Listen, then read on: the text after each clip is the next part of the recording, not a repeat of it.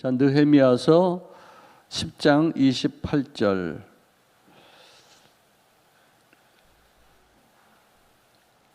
30절, 28절부터 30절까지 함께 읽겠습니다. 시작. 그 남은 백성과 제사장들과 레위 사람들과 문지기들과 노래하는 자들과 느디님 사람들과 및 이방 사람들과 절규하고 하나님의 율법을 준행하는 모든 자와 그들의 아내와 그들의 자녀들 곧 지식과 총명이 있는 자들은 다 그들의 형제 귀족들을 따라 저주로 맹세하기를 우리가 하나님의 종 모세를 통하여 주신 하나님의 율법을 따라 우리 주 야훼의 모든 계명과 규례와 율례를 지켜 행하여. 이렇게 기록되어 있습니다. 이 느헤미야서 10장 1절에 보면은 그 임봉한 자는 히가랴의 아들 총독 느헤미야와 시드기야로 시작이 이렇게 됩니다. 느헤미야가 그냥 리더가 아니라 이 저주로 맹세하는 그 명단의 제일 첫 번째의 인물로 기록이 됩니다. 제사장들과 레위 지파 사람들과 백성의 우두머리들이 이제 거기다 임봉을 하고 이제 사인을 하는데, 사인하고 임봉하든지 어쨌든 리더는 어떤 사람들이냐? 어떤 그룹이나 어떤 공동체를 섬기면서 이끌어가는 사람인 것뿐만 아니라 그 공동체의 어떤 사건들이 일어났을 때 제일 앞장서서 책임을 지는 사람들이다. 이렇게 말하는 거예요. 그러니까 어떤 주권 행사만 주장하는 것이 아니라 어떤 문제가 생겼을 때 그것을 책임지고서 해결해 나가겠다. 이게 리더예요. 근데 세상에서 보면은 리더들은 자기 유익을 위해서 수탈하고 또 빼앗고 또 법을 악용해서 자기의 어떤 삶에 정말 뭔가 좀 얻으려고 하는 어떤 그런 것들만 갖고 있지, 어떤 문제가 생겼을 때 그것을 책임지려 하는 사람들이 이렇게 많지가 않아요. 세상이 그래요. 교회도 잘못하면 그럴 수도 있어요. 그래서 교회를 사랑하는 사람들이 참 많잖아요. 교회가 잘 되겠다는 어떤 그런 마음가짐이 많아서 헌신들을 많이 하잖아요. 남선교회, 여성교회, 안수집사회들, 정말 그들은 뭐 리더격으로 이렇게 봉사를 하지만 또 헌신하고 또 어려운 일이 있을 때 스스로가 책임지겠다는 그런 마음들이 눈에 보이지 않습니까? 이번에 우리 중고등부 학생들이 어떤 그 방을 하나 꾸미는 데 있어서 예산이 얼마가 든다, 뭐 인건비가 어떻게 된다, 이렇게 다 뽑았는데 거기에 맞춰서 되어진 것이 하나도 없더래요. 왜냐하면 안수 집사님들이 와서 뭐가 필요하냐, 뭘 해주랴, 말만 해봐라. 그래가지고 말을 했더니 돈 안 들이고 그들이 생각했던 것보다도 훨씬 더 적은 어떤 액수로서 모든 공사를 마치게 되었어요. 여러분들 한번 5층에 한번 가보세요. 우리 교회에서 제일 아름다운 곳으로 바뀌어져 있어요. 뭐 책, 뭐 이렇게 아이들이 공부할 수 있는데 뭐 어떤 그룹으로 활용할 수 있는 어떤 상황. 또 심지어는 이 찬양하면서 율동할 때의 어떤 모습을 볼 수 있는 방, 거울로 쫙 돼 있어가지고 거기서 율동도 준비할 수 있고, 또 심지어 예수 안 믿는 애들이 어떤 장소가 부족할 때는 우리 교회로 와서 하자 하는 어떤 그런 모습으로 이 교회를 이끌어가고자 하는 그런 의지들이 다분한 안수집사님들이 아이들을 위해서 이렇게 헌신했어요. 인건비 하나도 안 받았어요. 그분들이 한번 뜨면은 하루에 최소한 10만 원, 15만 원 받는 사람들인데 며칠 동안 그 모든 일들을 다 헌신해서 책임감 있게 이렇게 하셨던 분들이에요. 감동스럽죠. 정말 감사. 더 이상 뭐 말할 여지가 없더라고요. 자, 그래서 이 느헤미야서 10장에 나오는 84명의 그 인물들은 모두가 다 저주로 맹세한 사람들이에요. 이게 무슨 말이냐? 내가 율법을 지키기로 이렇게 결단하고서 이 명단에 자기 이름을 적고서 임봉을 하는데 내가 이 속에 들어가 있는 이상은 나는 율법을 깨트리는 행위를 할 때는 저주를 받아도 좋다 하는 뜻으로 후손들에게 이런 우리의 의지를 좀 보여주지 않은 마음으로 다 임봉했다는 것이죠. 특권을 받은 사람들의 순서대로 쓴 것이 아니라 죽기로 작정한 사람들의 순서대로 쓴 거예요. 이게 리더예요. 희생하는 거예요. 헌신하는 거예요. 사람들 앞에서 군림하는 것이 아니라 그들을 섬기기 위해서 또 이 교회를 아름답게 이끌어가기 위해서 희생하겠다 하는 그런 마음가짐이 있는 사람들을, 이게 리더예요. 이게 교회에서의 리더예요.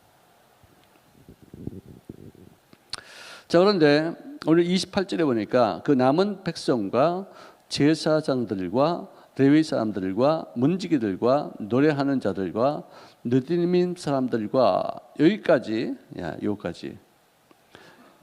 그러고서는 우리 한국말에는 느디님 사람들과 및 이방 사람들과 절교하고, 그러니까 이 앞에 나와 있는 모든 사람들과 이방 사람들이 다 절교했다는 그런 뜻으로 이렇게 표현되게 있어요. 이게 좀 번역에 좀 잘못된 상황이죠. 이 앞에 나와 있는 이런 사람들이 이방 사람들과 더불어 절교하겠다 그 뜻이에요. 근데 이걸 보면은 해석이 좀 잘못되어 있어요. 아버지 가방에 들어가신다 그런 식으로 되어 있어요. 내가 기뻐하는 금식은, 그죠? 멍에주를 끊어주며, 내가 기뻐하는 금식은 멍에주를 끊어주며. 이게 무슨 말이에요? 금식을 하나님이 무슨 금식인데 기뻐하는데 그 금식을 하면은 멍에주를 끊어주는 것이냐? 이렇게 말할 수 있죠. 근데 그게 아니에요. 너희들이 금식하면서 이렇게 했는데 그건 내가 기뻐하는 금식이 아니다. 왜 금식하면서 왜 오락을 즐기냐? 금식을 하면서 왜 가난한 사람들을 너희들이 돌봐주지 않느냐? 왜 금식하면서 주먹으로 치고 패고 이렇게 싸우면서 이렇게 하면서 금식을 하느냐? 이런 건 내가 기뻐하지 않는 금식이다. 내가 기뻐하는 금식은 그 많은 금식 중에서 너희들이 억압당하는 사람들이 있으면 자유케 하면서 금식하는 걸 내가 기뻐한다 이 뜻이에요. 금식이 나를 자유케 하는 게 아니라 금식할 때 너희들이 자유케 하는 어떤 모습으로 금식할 때 내가 그 음식을 받는다 그 뜻이에요. 한국말은 이 번역서 주어 이 목적어가 이렇게 분명치 않아서 잘못하면 오해할 수 있어요. 이단들이 그렇게 해서 우리들을 미혹하게 해요. 모든 짐승들은 짝이 있다고 이렇게 말하고 나서 갑자기 야훼 율법도 짝이 있다고 이렇게 말을 하니까 하나님의 말씀은 다 이렇게 저렇게 해서 다 짝을 맞출 수가 있다, 그렇게 해석이 될 수 있어요. 그게 아니에요. 하나님의 말씀에 의하면은 모든 짐승들이 다 짝이 있다, 이렇게 하나님 남녀를 구별해서 암수를 구별해서 이렇게 만들었다 그런 뜻이에요. 근데 그걸 갖다 신천지 같은 데서는 말씀을 이렇게 자기들이 어떤 구미에 맞춰서 이렇게 해석하기 위해서 이만희가 구세주라는 것을 갖다 이루기 위해서 짝을 갖다 맞춰서 이렇게 연결시키고서는 그렇게 말을 하는 거예요.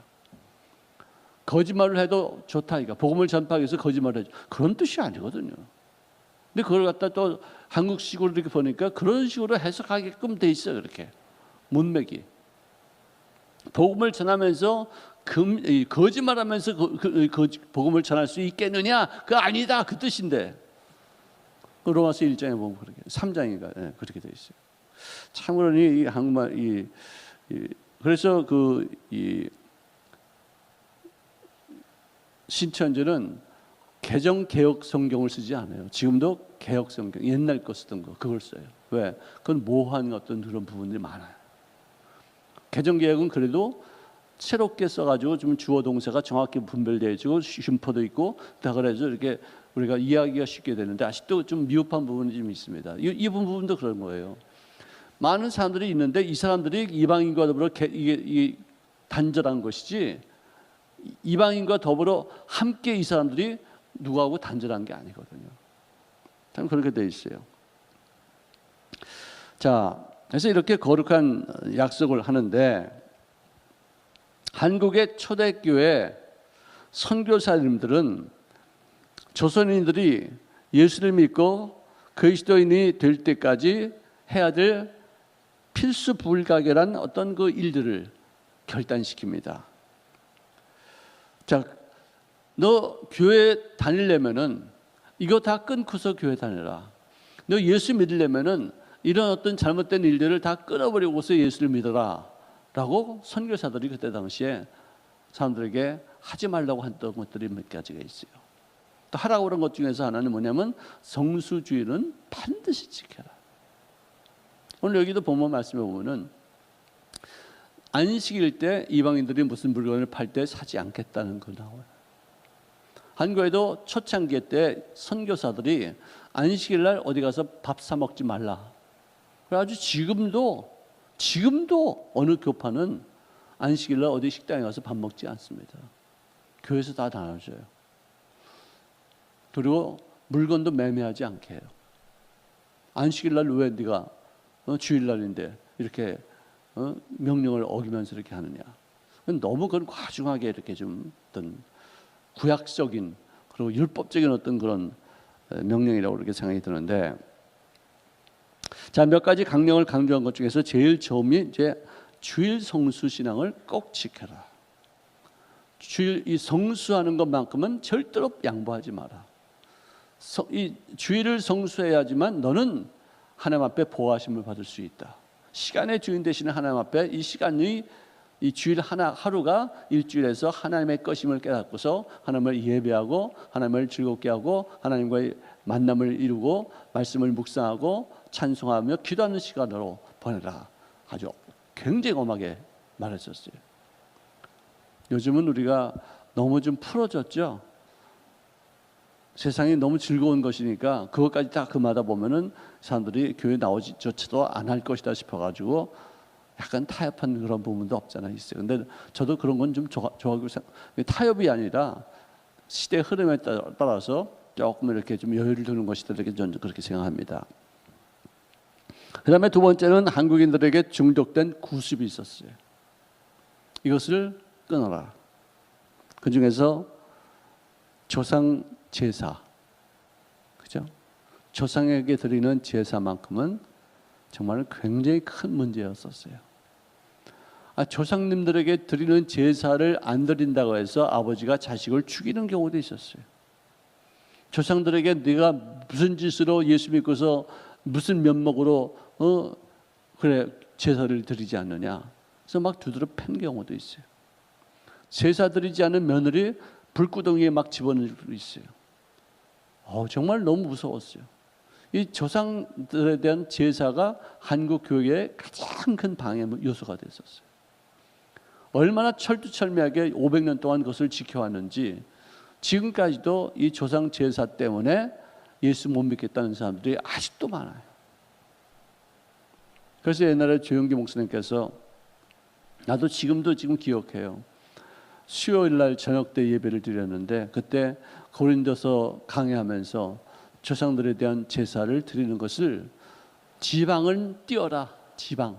그건 뭐냐? 귀신을 초빙하는 그런 문서거든요. 그게. 지방은 띄고 사진 놓고서 절하는 거나 본인 이렇게 살아계시는 동안에 절하는 거나, 아니 그냥 효로 하는 것이지 어떤 숭배하는 것이 아니지 않느냐. 그래가지고 그 얘기를 말씀하셨다가 된통 혼났죠. 한국 교회에서.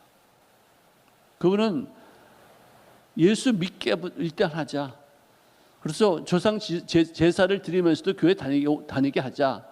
그래서 말씀을 배우고 나면은 자동적으로 하지 않지, 그만두지 않겠느냐는 뜻으로 말씀하신 거예요.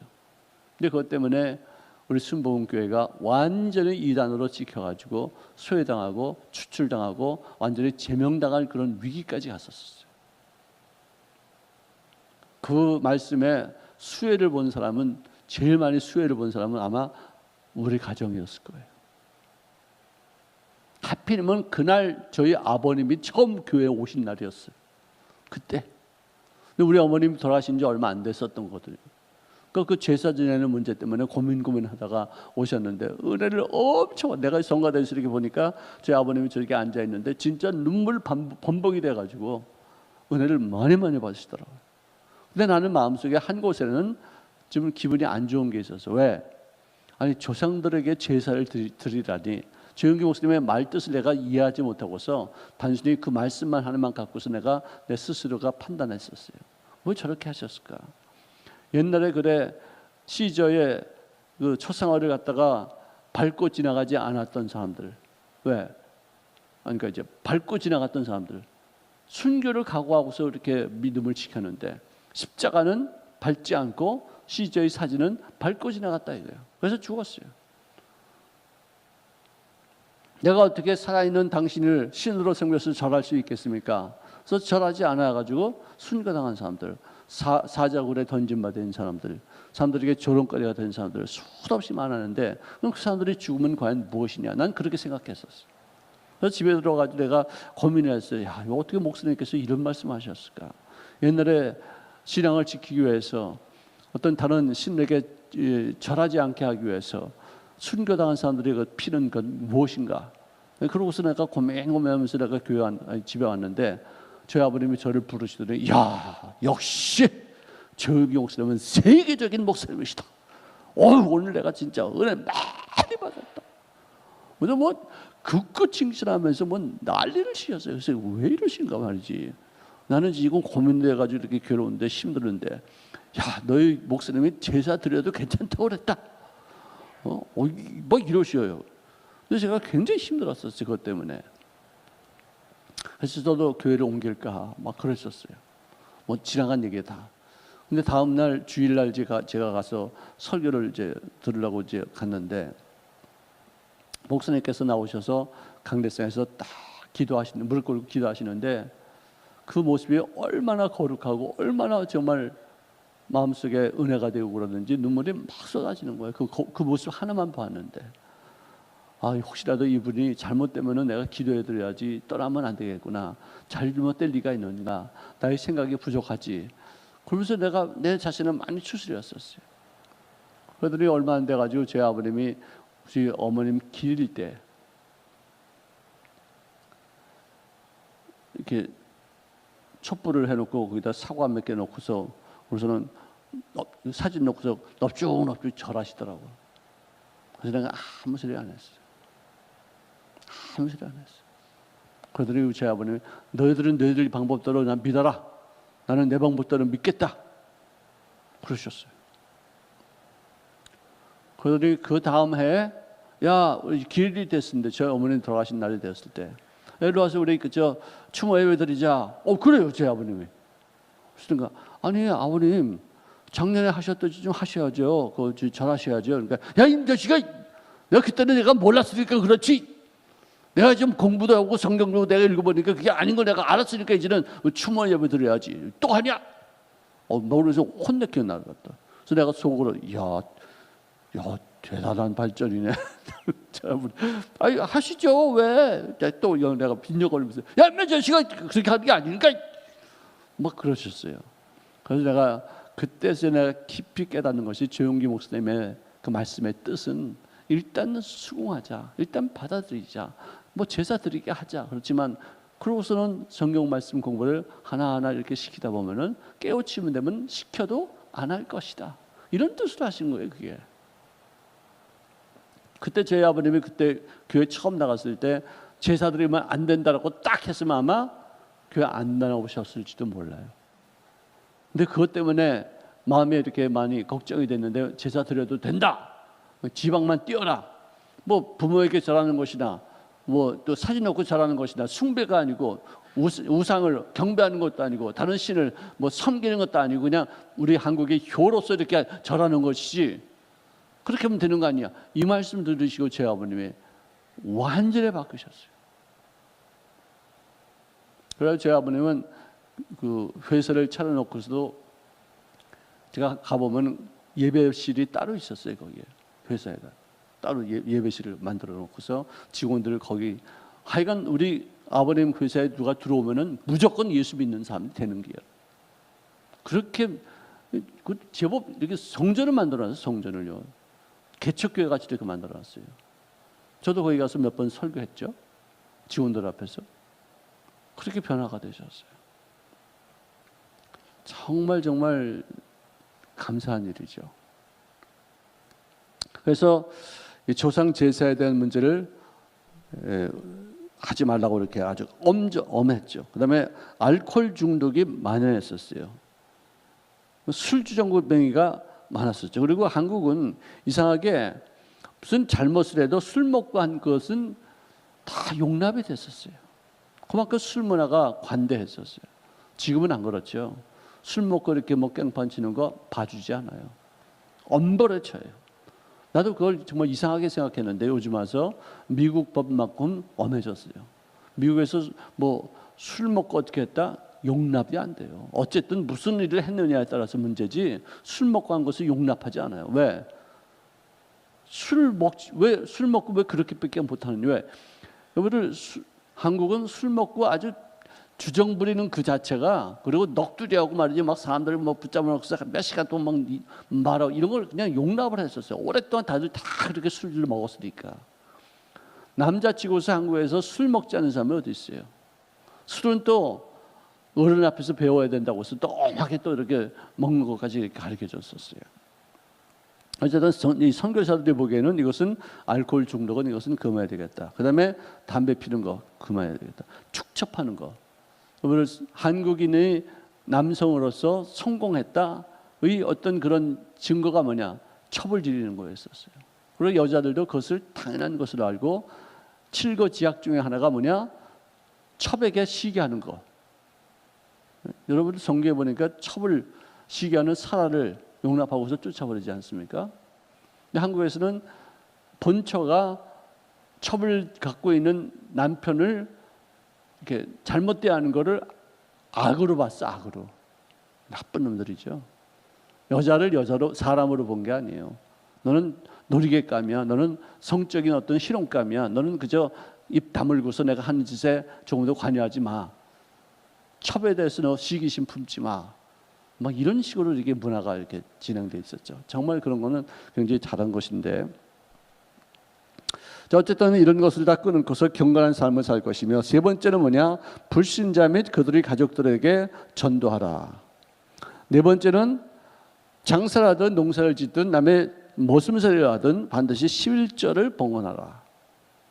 이걸 철칙으로 하겠어요. 첫 번째 한국 초대교회 선교사들이. 그래서 그런 어떤 전통이 우리 한국에도 이렇게 오지 않습니까? 미국 사람들은요 11조 생활을 이렇게 많이 하지 않아요.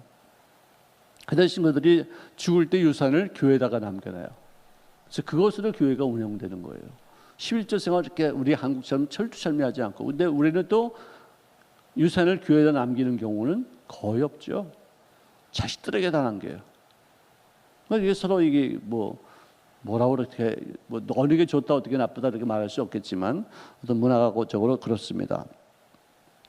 그리고 경건한 성수주일에 대한 어떤 그런 결단이 없는 그런 사람에게는 성수주일 하지 않으면 침례도 베풀지 않았었어요. 그리고 집사가 이 강령을 어길 때에는 집사 직분을 잠깐 보류해서 뺏어둬요. 그래서 다시 잘 감찰하다가 그 사람이 집사로서의 어떤 모습을 갖추고 있다고 싶으면은 재임명하는 한이 있다 하더라도 집사 직분까지 뺏었어요.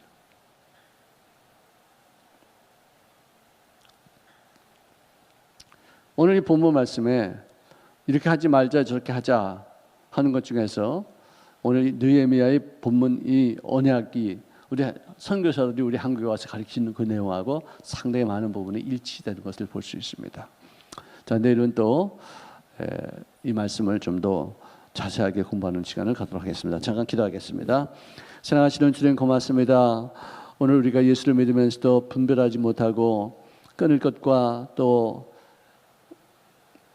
멀리해야 될 것을 우리가 결단하지 못하고서 세상 사람과 더불어 섞인 상태에서 세상의 문화를 받아들이면서 신앙생활하는 점이 있음을 용서하여 주시옵시고, 예수 믿는 사람답게 구별된 모습을 갖춰 나가시는 우리가 다 되어지기를 간절히 소망합니다.